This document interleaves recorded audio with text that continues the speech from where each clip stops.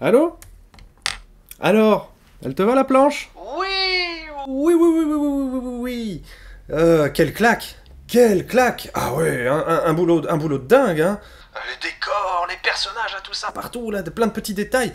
Ouais, t'as dû en passer un temps de fou. 10 jours! 10 jours! Juste l'ancrage, hein. 10 jours! Ah oui, quand même. 10 jours. Ça va? Hein? Je sais pas, t'as l'air un peu... Sceptique. Bah, c'est-à-dire que c'est pas tout à fait ce que j'avais écrit. Comment ça? J'avais écrit un chevalier retiré dans un monastère loin de tout, et toi tu m'as fait un trader à New York. Alors bon. Ah oui, effectivement, j'avais pas lu cette ligne. Bah, c'est un petit peu toutes les lignes en fait. T'aurais dû faire un storyboard avant d'attaquer directement. On aurait peut-être pu voir ça ensemble avant, quoi. Mais bon, je sais que t'es fort, je connais ton niveau, je sais que tu y arriveras, et tu pourras la refaire en moins de 10 jours peut-être. Allez, bon courage, hein. Salut, la semaine prochaine. Ça arrive jamais avec Didier, ça arrive jamais. 10 jours quand même.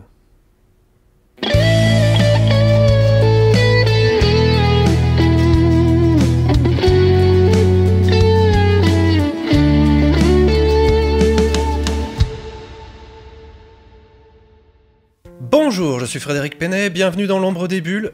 Eh oui, ça faisait longtemps. Pour ceux qui découvrent la vidéo au moment de sa sortie, c'est vrai que ça fait quelques mois que je n'ai plus rien posté, parce que j'étais en train de travailler là-dessus, sur ce nouvel album, qui vient de sortir, et qui conclut la trilogie. Trilogie égale 3. Disponible chez votre libraire, si c'est un bon libraire. Si c'est un mauvais libraire, commandez-le. Oh là là là là, le gars il est comme ça, là, il tente, il essaye. On le voit plus pendant quelques mois, il arrive et il nous vend sa merde. Remboursé. Mais t'as rien payé. Aujourd'hui, nous allons aborder le storyboard. Qu'est-ce que le storyboard? Le storyboard, c'est, 3 fois je le dis, c'est l'étape qui fait le lien entre le scénario et la planche terminée, ou en tout cas la planche crayonnée. Case 1, plan large. La défaite de Gérald K est totale. Agenouillé à terre, les bras ballants, il regarde Kai McKinnor qui se dresse devant lui, le regard du conquérant, assuré d'avoir remporté une victoire écrasante, et par-delà, de permettre à la paix de poser définitivement ses valises en terre bognérienne. Texte de Gérald K.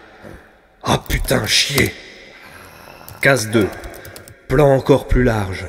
Si l'oiseau blanc de la certitude espérance vient à se... Bon, bah... je vais faire un storyboard, hein. Rappelez-vous de vos années au collège, à moins que vous y soyez encore. Lorsque vous deviez faire une rédaction, les professeurs insistaient toujours pour que vous commenciez par un brouillon. Et bien c'est la même chose, le storyboard c'est ce brouillon que vous allez faire avant d'attaquer le crayonné de votre histoire. Pourquoi?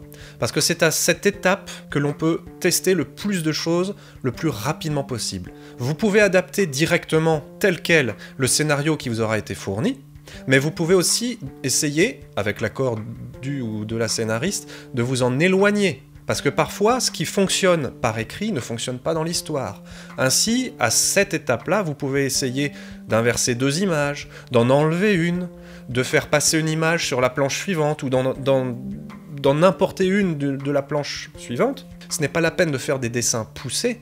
À cette étape-là, vous pouvez vous permettre d'être le plus minimaliste possible, mais essayer d'explorer le plus de voies possible pour trouver celle qui correspondra le mieux au message qu'il faut faire passer. Alors il y a différentes écoles, en fonction de ce que vous fournit le ou la scénariste. Si vous avez par exemple une page... Une page? Bon allez. Hop, voilà. Vous ne pourrez storyboarder qu'une page à la fois. Si vous avez une scène... Une scène?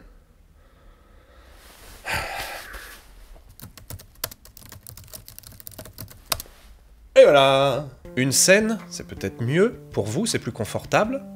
Vous pourrez storyboarder peut-être cette scène entièrement. Si vous avez l'album en entier, alors là, c'est royal. Un album entier? Ah non, là ça va pas être possible. Faut que je fournisse d'idées aussi.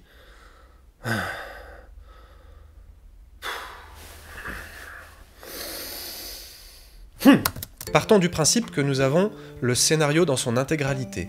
Certaines dessinatrices ou dessinateurs vont faire une page storyboardée, puis ensuite attaquer le crayonné, puis l'ancrage, et ainsi de suite.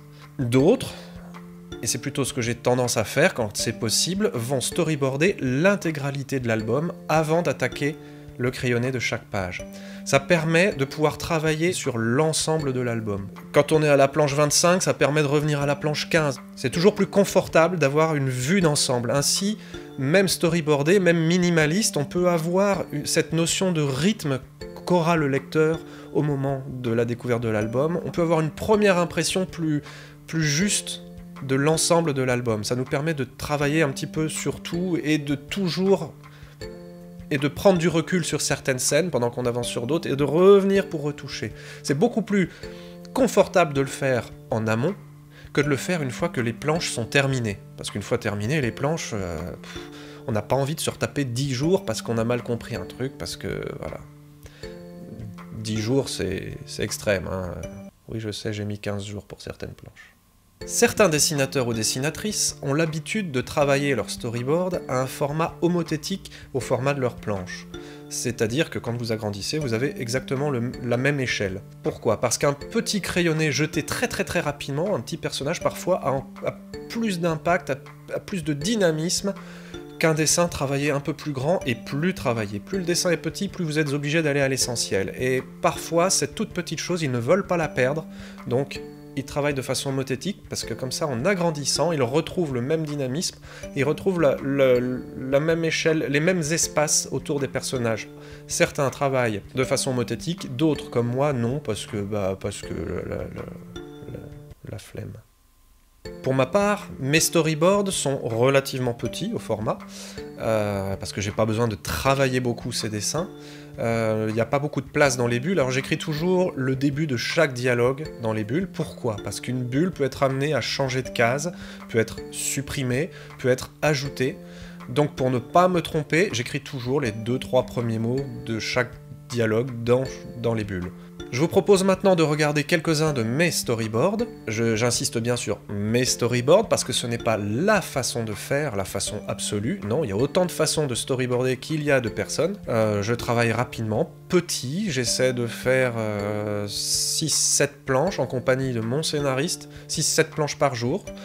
Parfois on va jusqu'à 10.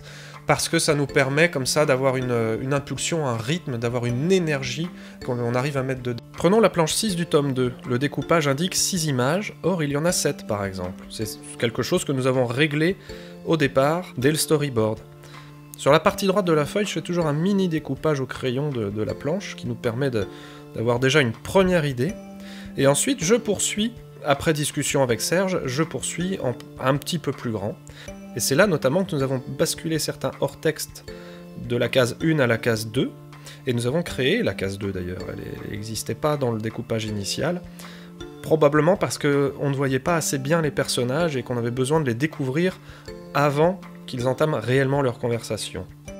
En case 6, un premier choix a été fait, bon il est rayé de partout et j'ai redessiné une case à côté, probablement que nous avons changé d'avis, que nous trouvions que la proposition de droite était plus intéressante que celle de gauche. Planche 17 du tome 2, cette fois-ci le découpage comporte 8 images et le storyboard en comporte 9, donc on pourrait penser que nous avons rajouté une image, mais en fait c'est pas ça du tout. Quand on lit la description de la case 8, Jackie se fige en entendant un petit crack sur l'un de ses côtés en arrière, on s'aperçoit qu'au final c'est la case 6. Je vous expliquais tout à l'heure que il vaut mieux travailler non pas planche à planche, mais faire au moins une scène en storyboard, une scène dans son intégralité en storyboard, ça permet d'avoir une vue d'ensemble. Et là, nous avons jugé qu'il était préférable d'importer les 3 cases, le premier strip de la planche suivante, de l'importer dans la planche 17. Ça permettait d'avoir peut-être une meilleure harmonie, un résultat peut-être plus intéressant. Et ça permettait surtout, probablement, de mieux préparer la planche suivante. La planche 26... Sur la droite du storyboard, 2 propositions, un petit crayonné en bas pour faire comprendre un peu le point de vue que je souhaitais avoir, c'était pour la case 3. Et puis ensuite, côté gauche, la réalisation, avec des petites différences par rapport à la description du scénario, pour varier les plans. Voilà, ce sont ces petites choses qu'on modifie. Planche 38 cette fois. Sur la droite, on peut voir un petit storyboard dépouillé, qui me permet de placer rapidement les choses pour montrer à Serge mes idées. En dessous, vous avez par exemple un plan de la pièce. Ça me permet de voir tout de suite où vont se placer les éléments, où seront les personnages, parce qu'on aura peut-être besoin de les faire évoluer dans la pièce. Donc ça me permet de montrer à Serge comment je visualise les lieux par rapport à son découpage. Sur la partie gauche du storyboard, c'est juste la mise au propre cette fois, avec peu de changements. À noter qu'on indique quelques petites choses sur la droite. En case 4, nous avons rajouté un texte, le dialogue de Jérémy, parce que ça permettait de mieux comprendre, de mieux relier les choses d'une scène à l'autre. Parce que le lecteur peut être amené à oublier un détail qu'il aura vu 20 pages avant. Donc on essaie de relier ça, et ça se fait généralement au moment du storyboard. Voilà quelques-uns des storyboards du projet Bleiberg réalisés avec Serge Le Tendre. Serge et moi, on les réalise ensemble, dans la même pièce. On travaille pendant 1 semaine, 2 semaines. Voilà, ça nous permet d'avoir une énergie qu'on peut mettre dans ces pages. On fait entre 7 et 10 pages de storyboard par jour. Ça permet d'aller vite, d'être efficace. On a un échange d'idées comme ça. On peut rebondir sur la mise en scène de l'autre, dire « Tiens, ce que tu proposais pas mal, mais ça me fait penser à autre chose », et on exploite différentes pistes. Ça nous permet vraiment de travailler la mise en scène pour trouver quelque chose de très efficace, qui correspond le mieux à ce qu'on veut, à l'impression générale, à l'impression qu'on veut faire passer. Cette étape me paraît primordiale, parce que c'est plus facile de régler les problèmes en amont que de les régler à la fin, une fois que les planches sont terminées. S'il s'agit de refaire une demi-planche, ça peut vous coûter plusieurs heures, plusieurs jours de travail, alors que si vous aviez vu ça directement à l'étape du storyboard, vous n'en seriez pas là, le problème aurait été réglé en 2 minutes. Sur ce, je vous dis à une prochaine fois, je ne sais pas quand, parce que je dois à nouveau travailler. Non mais il sur va autre pas recommencer. chose. Ah non, non, pas la pub, Non, pas de placement publicitaire, j'en parle pas.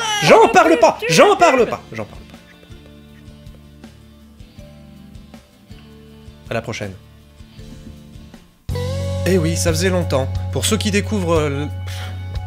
Eh oui, ça faisait longtemps. Pour ceux qui découvrent cette... Bonjour, je suis Frédéric... Joli. Eh oui, ça faisait longtemps. SMS. Bonjour, je suis Frédéric... Ça va être pourri. Mais je postillonne partout.